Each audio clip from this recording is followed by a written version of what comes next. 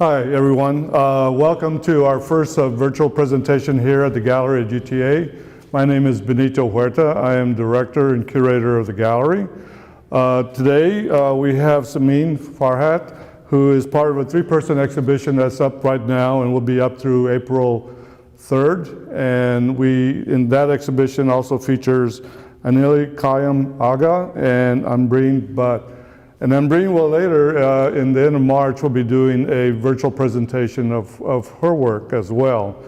I also, before we get started, I'd like to thank these following sponsors: Art Bridges Foundation, Arlington Camera, the Art and Art History Department and its students, and Abe Lopez Ortega Studio, who have graciously supported the 2020 and 2021 exhibition season.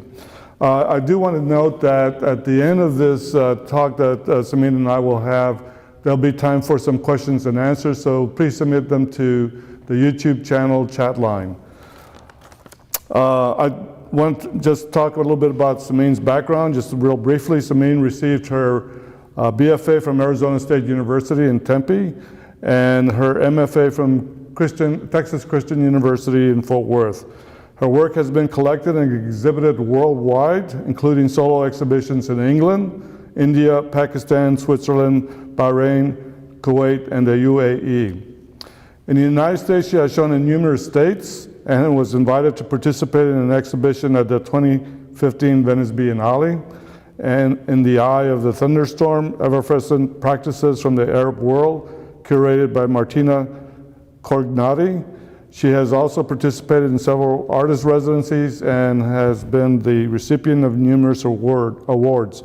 She's also represented in Dallas by Chris Worley Gallery. So I will turn this over to Simeen, who will be talking about the work that's in the exhibition. And there you go. First of all, thank you so much, Benito. You have been such a good mentor, and I know you for such a long time, an artist and colleague and everything. So I'm really excited to be showing, among other wonderful artists, that I'm also from, originally from Pakistan, that I'm also from. A little bit about my work, and by the way, I used to teach here at UT Arlington some time ago, but so it's very exciting to be, now showing at this gallery. So a little bit about my background and my work is I'm very tactile and that kind of a person. When I got my degrees in printmaking, but I knew that there is something else I really want to do.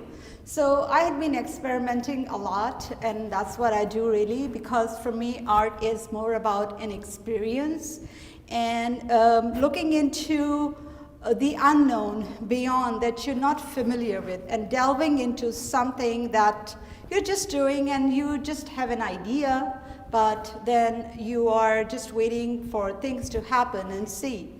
So a little bit about this body of work that I'm doing, and most of these works, I think the one that Benito has selected for this exhibition, I think the oldest one in this one probably 2015 or 16 up until now, and I'm going to talk about a few of them. So what art is for me, first of all, is art and life, they go together. Sometimes things are difficult and passionate, and it's not that easy, but there is no escape, just like art and life. So for me, it is, I have to create something, do something, otherwise I just don't know, I just feel like I'm missing something. And what it is, how I got into, I think I have this thing always in me to, I was always a very creative person, always very good in drawing and painting and other things related to fine arts. So this body of work is, as you can see, people ask me, what are these? These are about signs and symbols and language, which had been a part of my work for quite a long time. It was some of the inspirations, and I'm going to talk right now briefly, and maybe when I stop at some of the works, I can tell you a little bit more, and then of course we have a Q&A later on. So after I moved here, I think in 1992, right, from my native country, Pakistan, from Karachi, Pakistan. So that's where I'm originally from. And I have been traveling a lot. Right now, of course, not because of the COVID, but I feel that I live in all these cultures simultaneously because I lived in other cultures.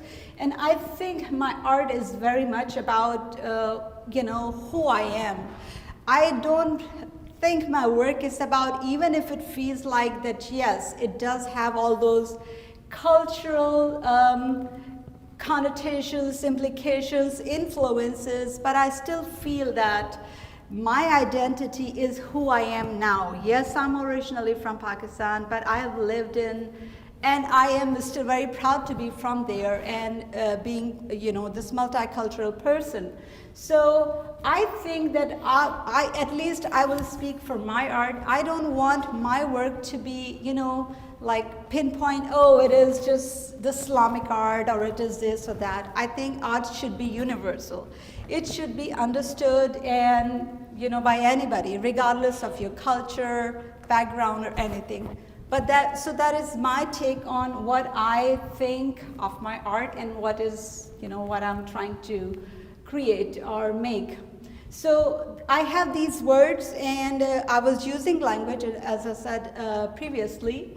I've been using signs and symbols, and I was very influenced earlier on by Tower of Babel, how from one language it evolves to many others.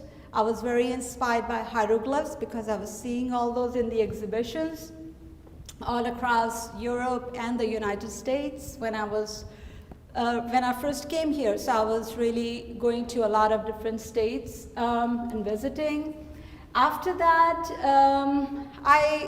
9/11 happened, and we all go through, especially somebody from my part of the world or something, that experience happened, and we all go through. I'm a naturalized citizen, of course, so the moment I speak and people hear my name, that is politics, right? They hear my accent, that is politics right there. I carry dual passports, that is politics. So, but what my intention is, of course, that is all there. And there is a lot of politics in my work too, but I just am interested more in what is my art is about than just being it for the political reason, which is fine, and it is there too. So I started using all these words and languages, and I had a lot of influences. The Swiss linguist Saussure, Levi-Strauss, the binaries and all that played a big role in my work. And then I got my degrees in printmaking, and I was very much into texture and layering. And it was in 2007 that this body of work really emerged, and I felt that, oh, I found this niche. And that was language in 3D, and the use of not just any text which was decipherable or political or anything, but it became a little bit more poetic. And one of the things what happened is that my beloved deceased father, who passed away in 2010, around 2007-06, I used to visit, because of both my parents, I used to visit with them because I knew what was going to happen. And my late father had, this fanatic love for one of the most renowned Urdu poets, Ghalib. And he had this compilation of Ghalib's, his poems and everything by his nightstand, which is actually, I have it now at my nightstand. So he used to talk to us like in terms of Ghalib's poetry and him transcendenting into the next world or whatever is there. So he would always talk to me, and I really got into that. I had this fascination, and it really inspired me because I had a lot of, connection to my father because of that. So with that, I started making these words, and some of the other Urdu poets, I also started using Faiz Ahmed Faiz, who is very much about the freedom of speech. So all that led me into making this body of work, which I was creating. And I started making these words into forms. So here you can see the nature of these texts is, of course, very cursive. And I'm very much inspired by, of course, it is not just the calligraphic aspect, which is, of course, very important, and that just happened by chance. But it is more about the language and the power of poetry and the prose and other things that I was interested in. So I started incorporating those poets, Rumi, of course, one of them, Ghalib, Fez, and at that time I was creating these thought bubbles, and they were representing, and they were combined some with some female body forms. And what they were representing at that time, they were talking about the freedom of speech for women empowerment. So I'm very much interested still in the human form, in the female and male body part, so that keeps on coming back and forth. But I just started, I was very much focused in terms of these word sculptures, text, whatever you may want to call them. And of course, the shape, I'm more interested in the language as shapes and form and line. And another thing is that I started off using the Urdu or the Persian script, which uses nastaliq, which is very cursive. So I initially started with that, but later on I just got into other languages and English, of course. And then I just started creating them. And what it is here that I am treating this, of course, whatever the poetry or poem that I have here, or even a verse, anything, or sometimes even email correspondences, or even just the influence, which I will talk later how that evolved. So I was interested in more as signs and symbols, and the language as just simply shapes. And another thing which is very important in my work is that they are very disarrayed. They are disjumbled, and all these configurations that I do kind of sometimes very chaotic. I don't want my viewers, I don't want the speaker of one language the advantage over the other. And it is like poetry, you know, in poetry you don't want to know the meaning of the poetry, it is the word that you're interested in. So it is more about how you see, and it is visual art. And I'm not a poetess or anything, and I'm not a calligrapher, but I'm just interested in language as shapes and forms. So here, what I do, I even combine, of course, the phrases, they matter to me. I'm very much a formalist person too. The colors matter to me.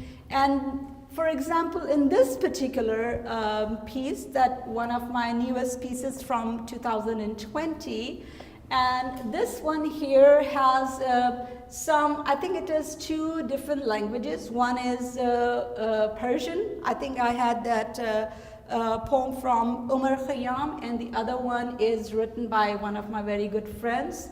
So those 2, you know, that I combine together. And this is a new body of work that I'm getting into, which is, as you can see, there are some geometries. And in this particular work, I'm interested in not the cursive form or the line, and also not just the words that you see here, but I'm also interested the negative of the words. So these lines and all that you see here, the stripes and the negative space, that is kind of like the void, that because it's a negative. So what is it, you know, when you don't have the words?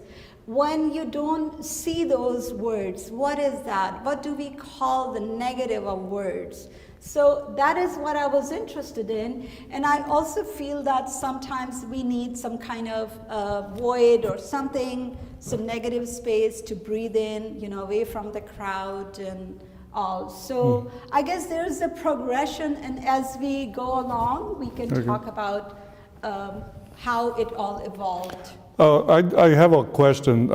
You said that back in 2007, you kind of made this, in a sense, an epiphany about turning something, words, which are usually two-dimensional. They don't have really a form, they're just flat on the page, paper, or whatever. What gave you, I mean, what was the spark that gave you the idea to make them three-dimensional? Oh, all right, very cool. So here's what happened. The printmaking thing was very two-dimensional.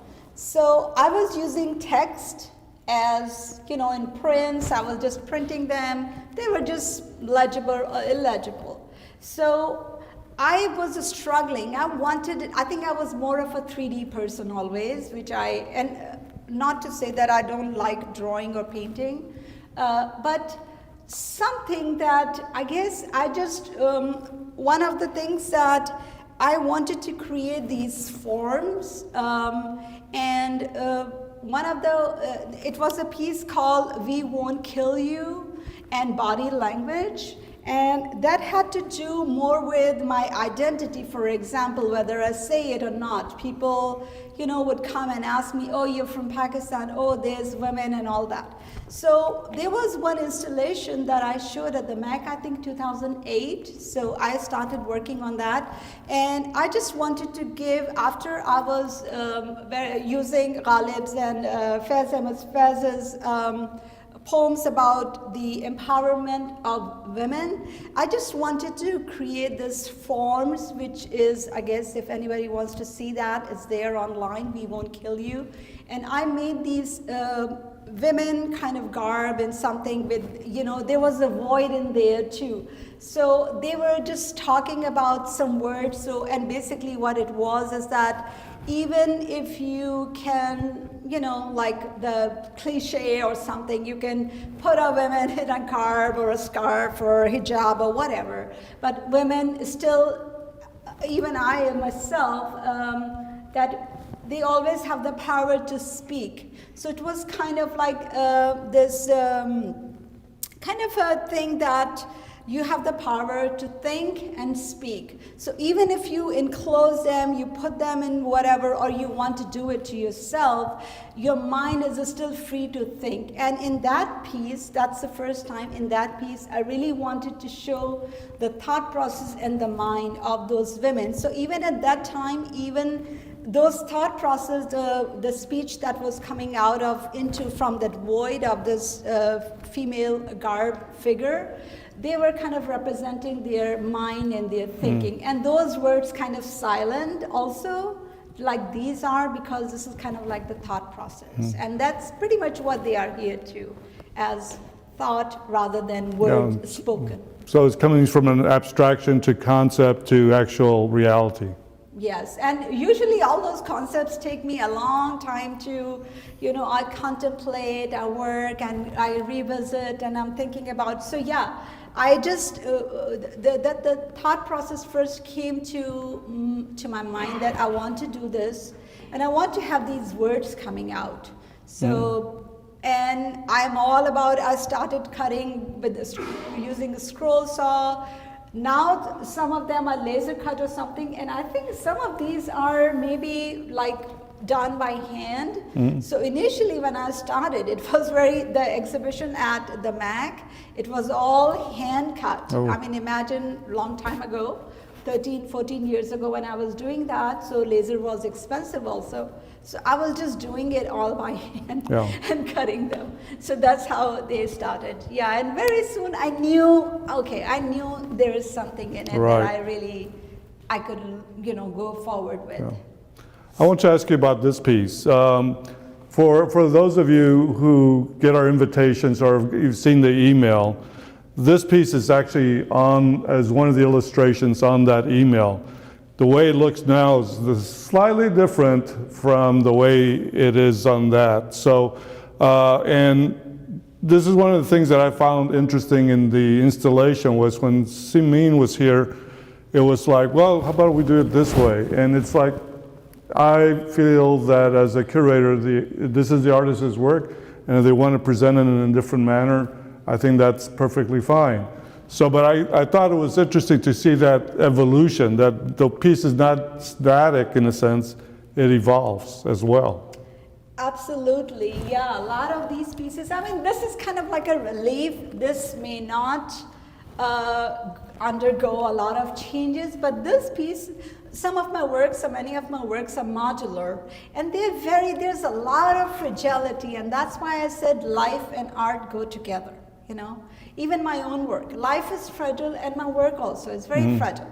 So what happens is that, and that is actually a thing that I have to deal with a lot, all the time, that they are not in a frame, they are not anything, and they are very much exposed, and they are shipping, you know, these are like all over the world. And I don't know, once I let it go, I don't know how they are treating, they are my babies. So, you know, somebody adopted or they went on whatever play date or something with some another person. So how those people are treating them, I have no idea. So when it came, but this is one of the pieces that I wanted to have back to me. And I know when I told you, Benito, that these are some of the works. So yeah, it changed, but yeah, I think that's part of the installation because that's what it is. Yeah. It may change. I mean, there's still some of the things out there. Right. And in terms of what it is, this piece is, you know, Red had been my muse, maybe it still is. So this particular poem is about it's called She is Smeared Red. So it's kind of like a poetry, it's all in English, and it's kind of a smear, more like a metaphor, like a smearing something, like a poem, and this is what this piece is, She's Smeared Red. And you know, I was interested, and of course there are like negative, positive, all these different material, and also there is a technique also in this I use, as you can see, you know, so I'm thinking about all these other things too. There's a red here, then there is a sliver of the clear, just to give that kind of line quality. You know, when you see a contour line or something, you see a little bit of light and it gets so... Right. So these works are very much like a drawing also, because first, whenever I'm making all this, apart from the fact that it's a poem, whether I ask someone to write me a poem for something or I selected something, they are very much hand-drawn first. And that is also kind of, I'm drawing all these. So I also treat them as drawing, and maybe in 3D or drawing language as drawing. So it is all that goes into this particular piece that I did, She is Smeared Red. Yeah. Let's move on to this next one. This is, yes. Okay, one important thing about this piece is that this is called The Black Sleep. And my work is also very much about wordplay, even the titles. And something important about this particular piece is that I wrote the poem myself. And I can maybe read, and what is it? That they were everywhere. At first, I saw them by the kitchen sink, and they were eating everything, even my dead skin, which was not dead. And so forth and so on. So here this piece is that I started off with all these different kinds of influences, and some other influences that also I've had on my work is Kafka, Franz Kafka, T.S. Eliot, Emily Dickinson, Alice in Wonderland, we will talk about that too. So this one was, you know, the whole poem and everything, it was something that was everywhere. That is what this piece is about. And I washed the next morning, and one night it got into my eye, and the next morning I washed off some black sleep. So I don't know what it was. So, and I keep going back to Kafka, and I really like the ambiguities in Kafka's work. And here, this is what I was trying to, talk about this work. And I think I wrote the poem in 2015, and I made this piece. So this piece is very much about from the poem, and how I translated that poem into this. And interestingly, when I look back at 2020 and I see this piece, it's like so interesting. It's like very much about everywhere, and they were getting into me, and I had to squish and kill. And, it's kind of like that thing that whatever feeling that I was having at that time from that thing, that creature, whatever it was. So I wanted to translate that into that kind of bizarre feeling, thinking, without being too literal. And it's called the Black Sleep. Yeah. Do you write quite often? I do sometimes, yeah. Yeah, I definitely write my projects, all my whatever I'm doing.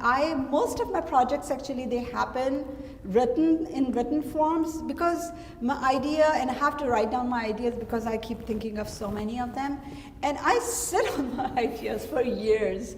Like, there are many of them, even this piece, which is the next one, I sit on them because I know I'm going to do something. Yeah.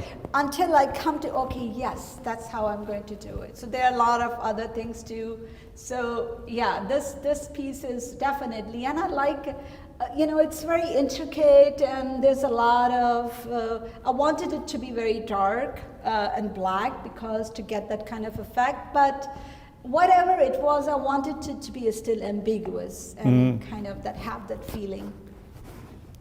So this is that piece from that. I would say I do have some periods. Maybe this is my void period. This is my red muse period, and the birds, which I guess another piece I can highlight upon that. And this is also my influences from T.S. Eliot, Kafka, that kind of weird things, bizarre things, like metamorphosis and all. So that's from that. So we're coming to Simeen's very recent piece. As a matter of fact, it was actually finished here. So while we were installing, we just left her alone, and she completed the piece here. So yeah, this piece is called Bodies Hither and Thither. Homer, yes. So I was telling you about my influences.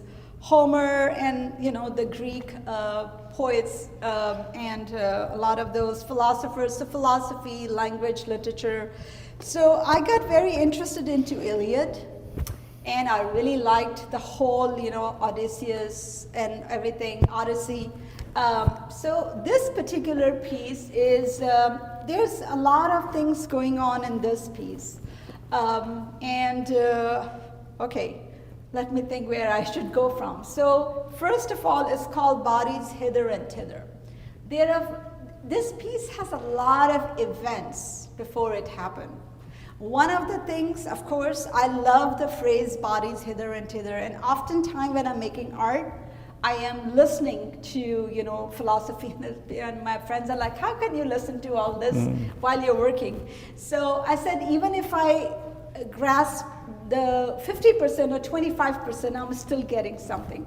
So I used to listen, and I still do, on Audible or something.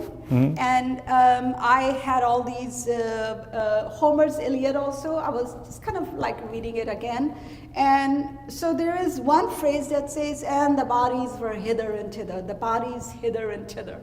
And I love that phrase, I love that, because it's all about, so I do like that humorous aspect, in, which I try to maybe influence by Deschamps or something.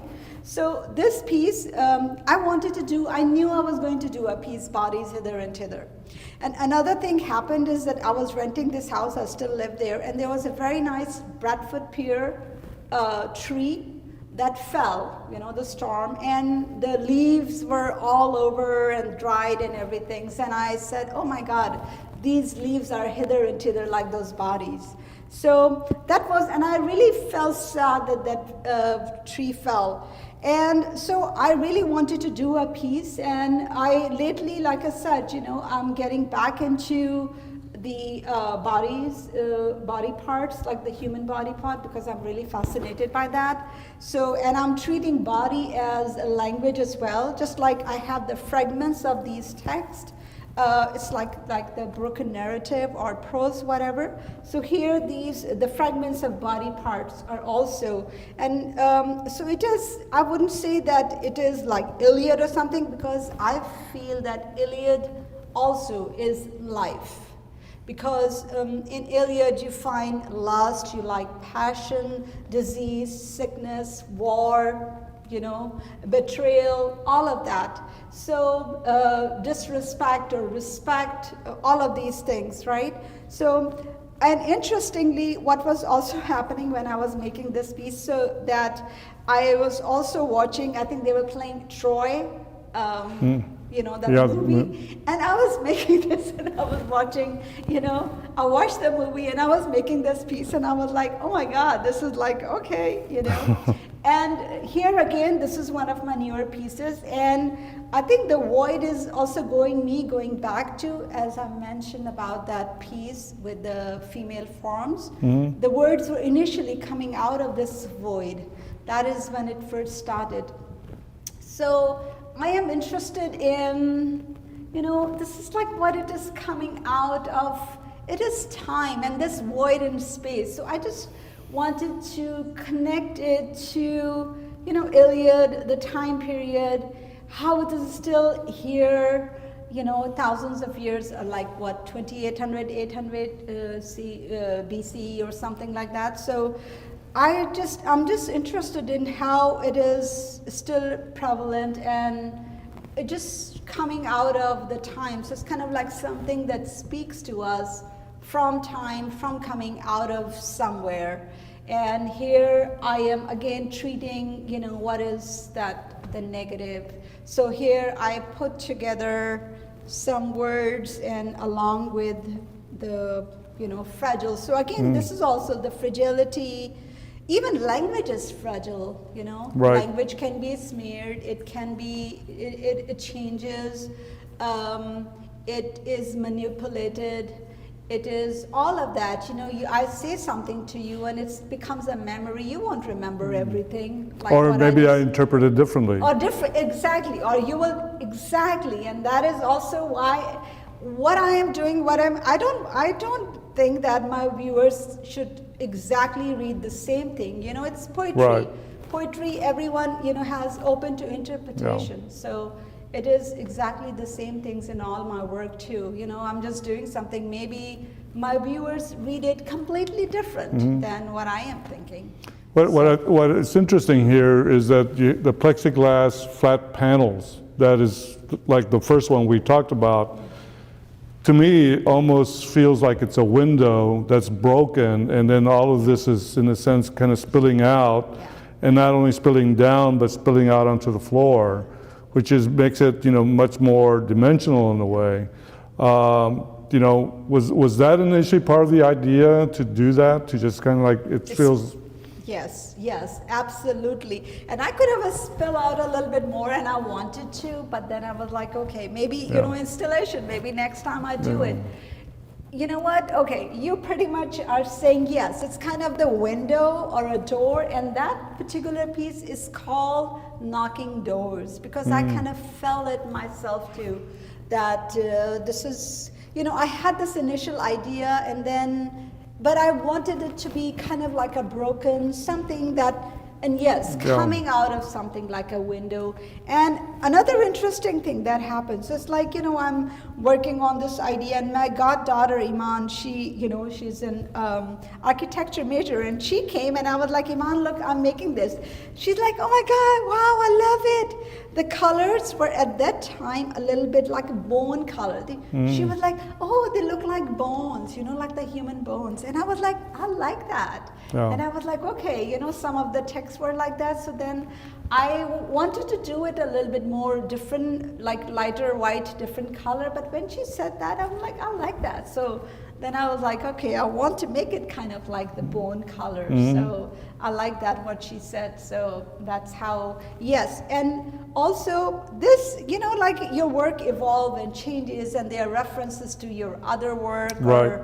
So this work also is referencing back to one of the pieces I made called Red Spill. And they were like kind of, at that time, the women were spilling, or maybe a box that was spilling some words. Here it's kind of changed a little bit. So it is also taking on to something, kind of an evolution, that something, I'm very much into spill and drip and burst and all that. So this is kind of like, yeah, I intended to make it kind of like spilling. Yeah.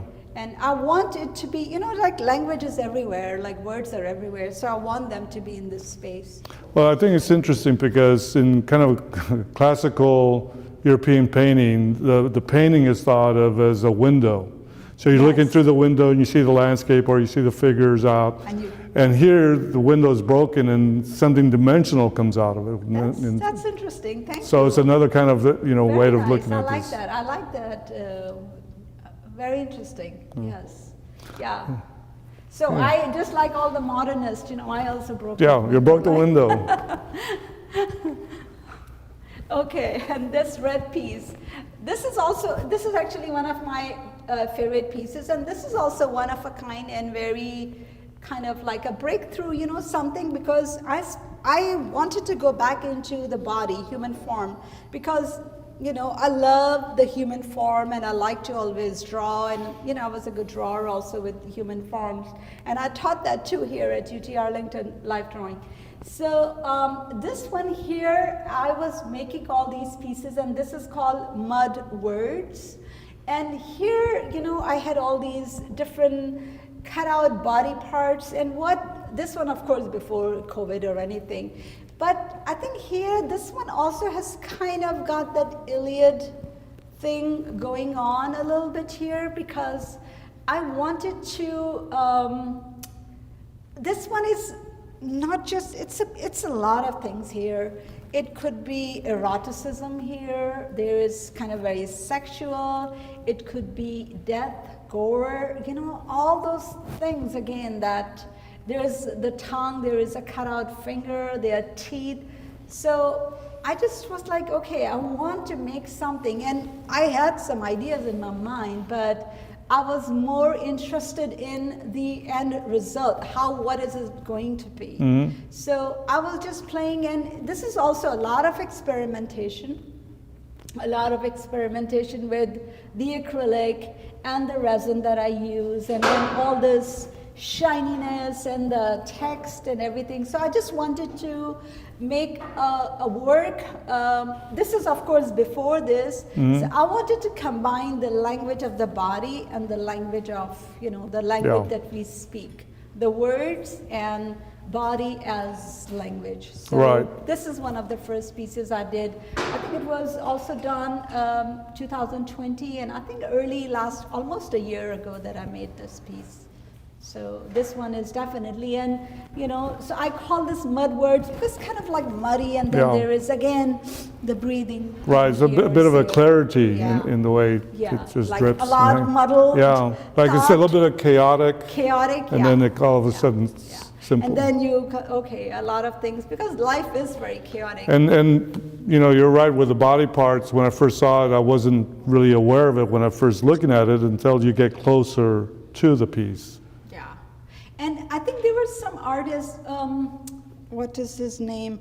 The contemporary of Jasper Johns. I was kind of thinking of Jasper Johns a little bit, because he has done some work with his, like the body form, parts. The body parts. Yeah. I think he was in the back of my mind somewhere when I was doing this one. It's a lot of his early work had some a lot of his early work. So I think I had that in my mind when, you know, thinking of him. And Duchamp, of course, my favorite, one of my most favorite artists.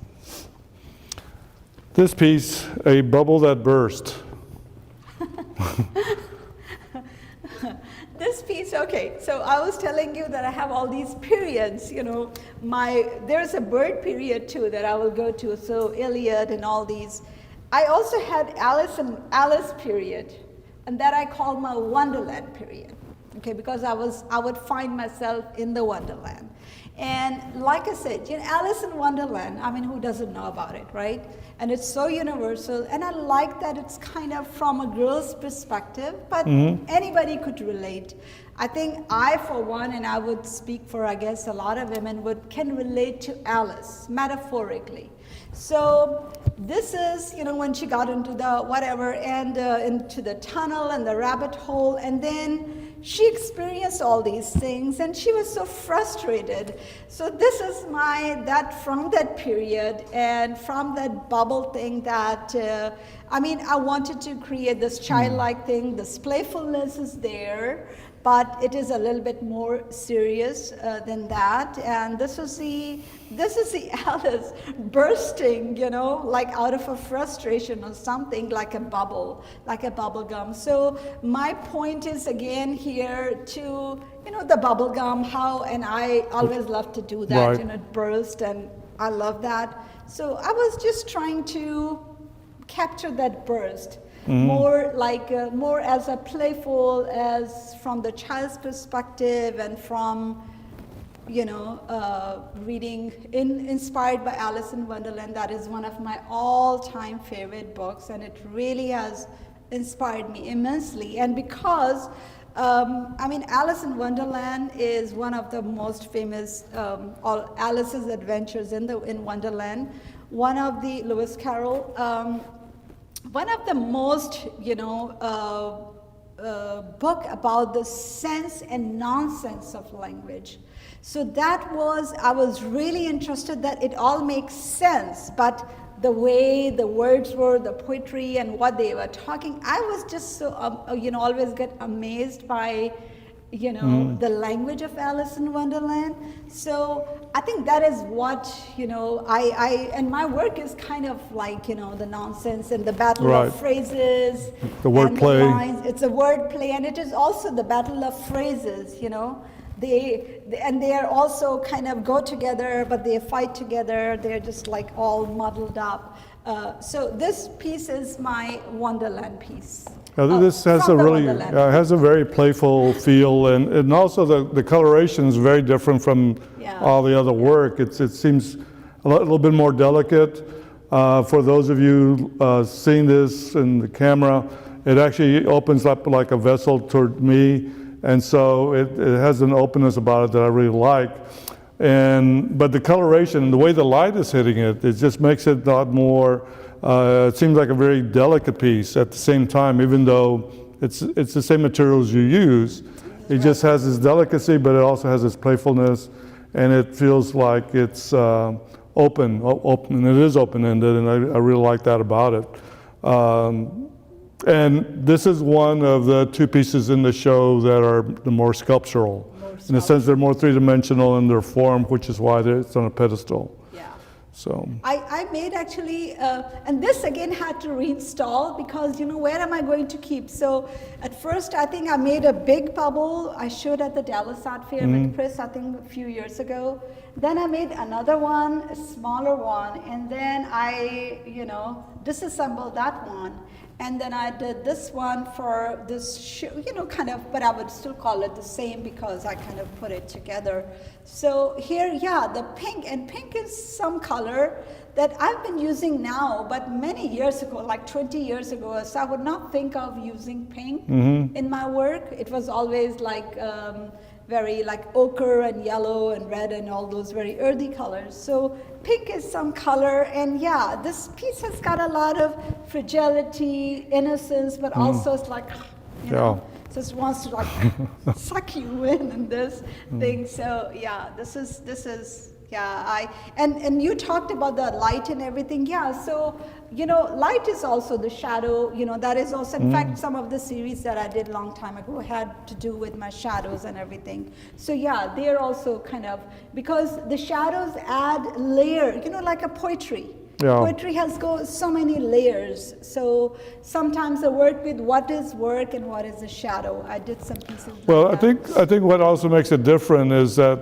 the other pieces, the coloration is more opaque, and here it seems like the light, you can almost see through the piece, and I think that's what makes it also different.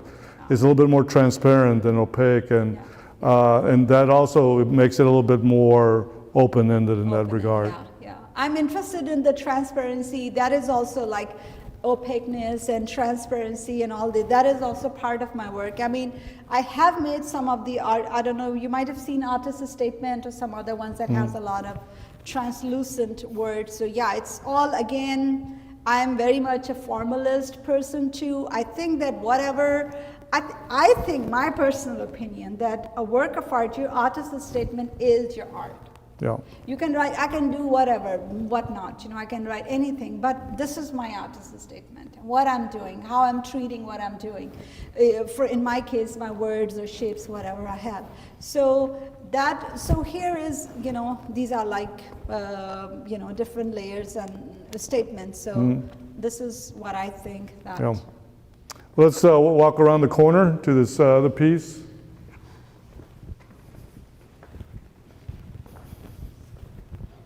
Oh.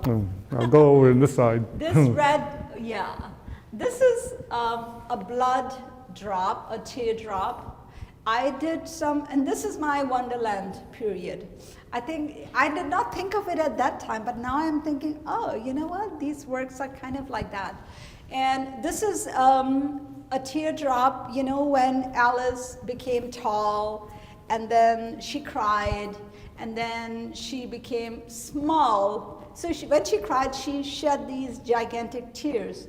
And then she became very small, and now this, her own tears became an ocean for her, in which she had to swim through. So I take all those as metaphors. So this is kind of representing, it's a blood drop, but, and I've done some other installation regarding blood drops and falling and everything, but this is the one before that, Bloodshot is Blood Loved, which is a big installation. So this piece I also did because of, inspired by Alice in Wonderland and the teardrops, and I'm taking all of that as, as metaphors. So the big, how we live in this life, and things happen, and sometimes you have to deal with a lot of things, chaos and other things. So, and of course, again, so I just wanted to, a blood drop is kind of less small, so I wanted to deal with the scale. And because Alice in Wonderland is all about the scales, right. Things tall, big, and that is again an inspiration. So I wanted to take this tiny drop of blood, and I wanted to expand, I don't know what is the ratio from this blood to this.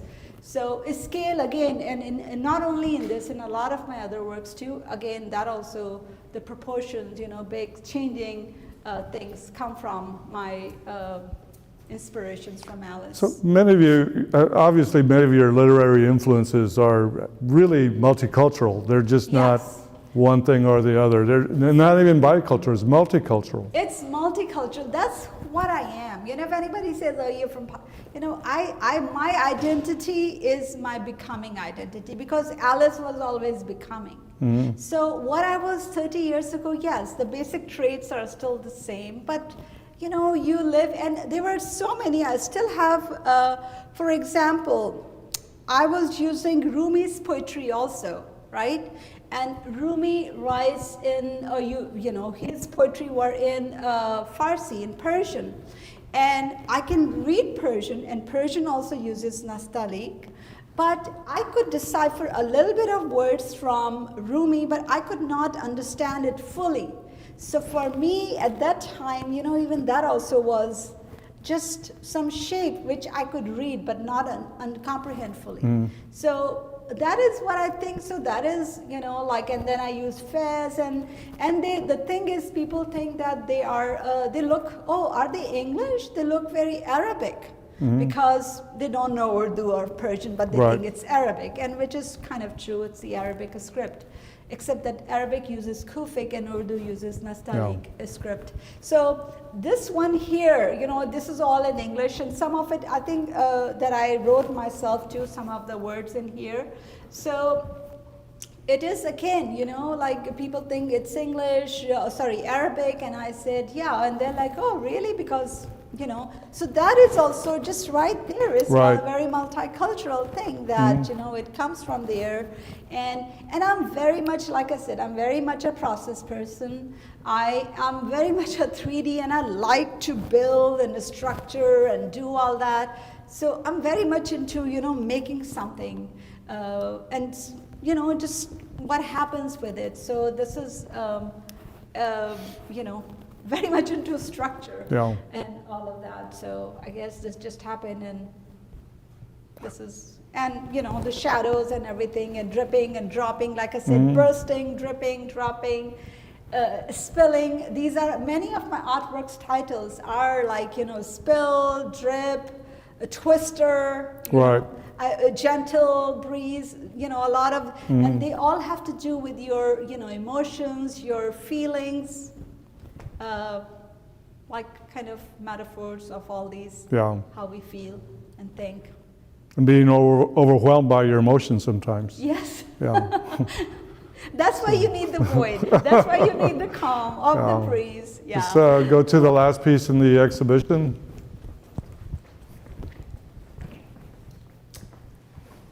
This one is called Blue in the Shape of Teal. And again, wordplay is my titles. I just don't think of a title. I think of a title. Sometimes a title comes first, and then I make a work out of it. So this particular work is also my, this is from a bird period, and I love Tom Petty and, learning to fly. I ain't got no wings, and I'm free falling. So Tom Petty is also one of the biggest influence in my work as well. Music, I'm very much into music as well. This particular piece, so talking about cultures, right? So what is representing, it is about a peacock. And I was doing with a peacock, and peacock, I think it's a national bird for India, I think, and in Pakistan. And it's beautiful. It's very exotic, considered exotic with all these colors, blue to teal, right? So this one definitely inspired by a peacock's feather and the color and the dance of the peacock. So because again, I'm into birds and also because of poetry. And this work, what it symbolizes for me, of course, the birds in poetry, for example, are, they fly and perch. They perch. Language also flies and perches, and maybe on a book, on a computer screen, anywhere as a text message. So, and what they are referencing here is that the bird's wings give them the ability to fly. And here, my thought process, I treat those feathers and wings as my thought, my thinking, my freedom of speech. They give me that sense of liberation, that I can do this and I can have my, sense of flying. Of course, we'll fly in the airplane, of course, everyone does. But, kind of as a metaphor that I am this free thinker, I can do all this and I can talk about my, whatever, express my thought process that I have. So blue to teal, and I made another installation like that. So but the colors are definitely coming from, and then there is a gradation also. I teach design and like analogous color, you would call it, like from blue to becoming this green, but it is referencing to like peacock and blue in the shape of teal, because teal is that peacock color, and I love these colors.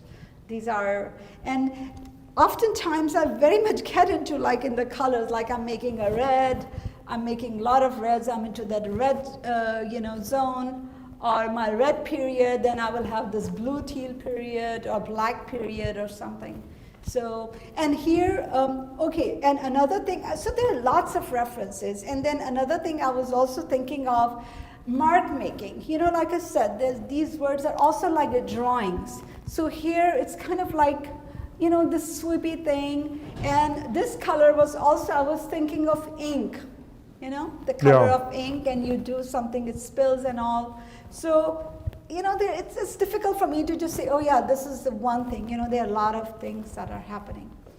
Well, it kind of makes sense because some of the script looks like it's just like being flung. Yeah. Or looks also could the idea that it's trying to fly.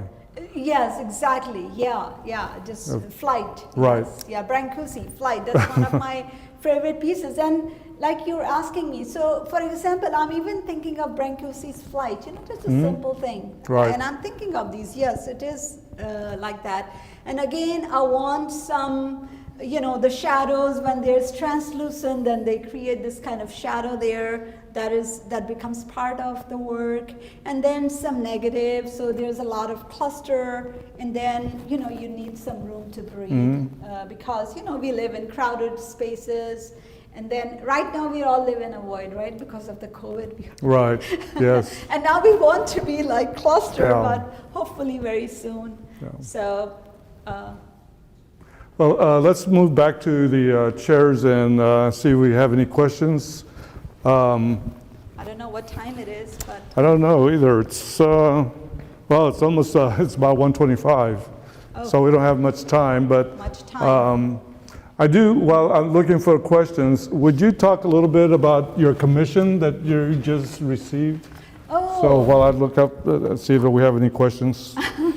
Yes, I received actually 2 commissions recently, and I was very excited about those because they came to my gallery, Chris Worley, and I hope she's, if she's watching my talk right now, seeing it. One of the commissions is the Parish Episcopal School, and that was a fountain, memorial fountain for a girl that passed away by accident. So I'm making a piece there, and it's called The Butterfly Effect. And the other one is also at the Dallas Records building. Those 2 pieces I'm very excited about. You know, I feel that, okay, I am this person coming from a different country, having an accent and everything, but I am becoming part of where I have been for the last 23 years. So I really enjoy that, and I'm really feeling that, okay, I'm going to be part of the history for Dallas that I've been living. So that is a very, you know, sense of belonging feeling. And I do feel now that Dallas is my home, you know. I had Karachi, this is my adopted home for, you know, I've been living here. I moved to New York for a little bit, but I came back here because I really appreciated Dallas after I moved to like New York and having a studio in Bushwick, and that was like, so I was like, okay, I can always fly back, but this is a good place also to be, to have that space and the ability to work freely and move around. So. Well, we didn't get many questions. We got a lot of congratulations, this is great for you, this is wonderful, beautiful words and poetry. So you'll be looking forward to reading some of that. Okay. So a lot of good positive words coming from our audience. You know, one of the things that you're talking about that is represented in 2 of the pieces is the physical body form being kind of intertwined with the language. And that's kind of a bit of a progression now. How would you see your work in about 5 years from now? I mean, where would you like to see it go? Yeah, I don't stick to one place for too long. What I've seen as my own work, I do it for 5 years or a decade, and then I move on. One thing definitely is also happening to me. I have really abused my hand, this right hand, because I was drilling, putting in screws and putting the things with the plier. So, and I'm getting older, of course, not younger, unless I make a lot of money and have tons of assistants. So that is also something I have to think about, like how much this physical labor am I going to continue doing? Because most of these pieces that you see, I pretty much did on my own. Myself. Well, it's a lot of labor-intensive work. It's very, in fact, many people think that, they think it's some men that did this work and not me. Some men, like a man, a guy did that, and not a woman. So I guess, but I'm definitely, I'm getting into, I love to draw always, and I'm doing the drawing, but I think I'm getting into more, it's just evolving. I don't have a plan right now, No. but those are some of the things. And of So- course, I don't want people to see, okay, this is the work, and I continue doing Right. that. I'm going to So you're improvising and evolving and moving. and evolving, and who knows, maybe language will, I mean, text has been part of Yeah. my work for a long time. It has kind of become, people say, oh, it's your signature Right. thing, you know, we recognize you because of Yeah. that. But of course, it is not all about recognition. I don't make art for recognition. Yeah. Everyone wants that, but I really, really do what feels true to me, because Yeah. I think I'm very candid and honest. I don't want to jump into the bandwagon that, oh, it's trendy or anything, I should do that too. I just do what comes very naturally to me. Even the calligraphic aspect in my work came very naturally. I Yeah. mean, I wasn't doing it. I just thought, oh, okay, you know, how about this? It's a And very just natural progression kind of very thing. natural progression, because I honestly am not even a calligrapher. So really, I just like that form, and I just like, okay, that's interesting. So going back to your questions, of course, I'm interested in the space. I'm interested in very much the material, what other possibilities. I am all for possibilities. The endless possibilities as an artist. So I think myself more, I am very much into, I think there are some things that I know I'm very much interested in. I am definitely interested in incorporating the body as language. And I have been working a little bit of that. So we'll see how that goes. Because for me, ideas take forever. But I'm very much into organs. Yes, I can see like that. you saw Yeah. that, right? My lips are sealed Yeah. and everything, the organ part and erogenous part and everything, body parts. I'm very much as language. So we'll see how that takes me and where. Right. So. There was one question which I'll probably end with, is somebody wanted to know, as a younger artist, who were the artists that you were looking at that were influential when you were starting out? Oh, when I was starting out. Some of the favorite artists that I was starting out, definitely Van Gogh.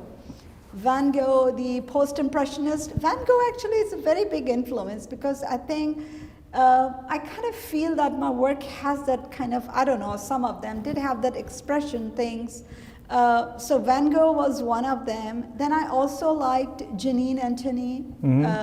I liked her work a lot. I liked Duchamp is one of my favorites. Some other minimalists like Eva Hesse, I liked her work too. And Anna Mendieta is a very good, artist that I really, really like. I'm thinking which other ones. And then I also loved Paul Klee. I like the Cubist. Matisse is also one inspiration, because you can see I'm very much also into colors. So, and then the list, I guess, just goes on. Wow. But my most favorite artist, even to this day, is Duchamp, because I thought that the way he just created, I think he was very smart, very intelligent, very witty. And what he did with the urinal, I mean, I love that, what he did. And the way he was kind of refuting that, Armat and, the pseudonym and everything. I love that piece. So I really like Duchamp's humor. And there are some other, Joseph Cassoute, 1 and 3 chair, very conceptual with language. So a lot of those, like sometimes I go blank. Yeah, but like Duchamp, there was a lot of wordplay in his work. So exactly. So language is languages, yeah, Duchamp, and the wittiness. I think I really liked his humor and wit and the wordplay that, the bride stripped bare even by her bachelor or something. And then, and then how he was, his language also, how he was using, although that was his, the artistic language, how he was using the bottle rack, the bicycle wheel, Right. kind of absurdity, which is also, I want, this to be like absurd and not making sense, and maybe just the familiarity, but not making sense of, and that's why Alice and all these other people come into play, that, it's making sense, but it's not making sense. So the battle of phrases and the logical and illogical thinking there. So that's what it is there. Well, I think we're going to end on that note. I do want to say that the exhibition is going to be up to April 3rd. I hope you can come by and see the exhibition. We'll also be working on a virtual exhibition of the actual exhibition that will be up even after this exhibition comes down.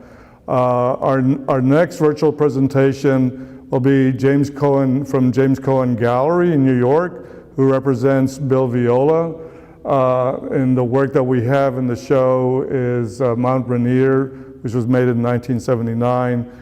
We're right now having some technical difficulties with the piece, so we hope that'll be up and running in the next few days. But his talk is Tuesday, March 9th at 12:30. And after that, Ambreen Butt, who's in this exhibition, I think it's at the end of March, I think it might be March 31st, and at 12:30 at the same time.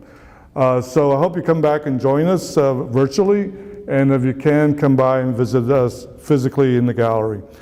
Thank you for joining us today, and we'll see you soon. Thank you. Bye. Thank you all. Thank you for joining us.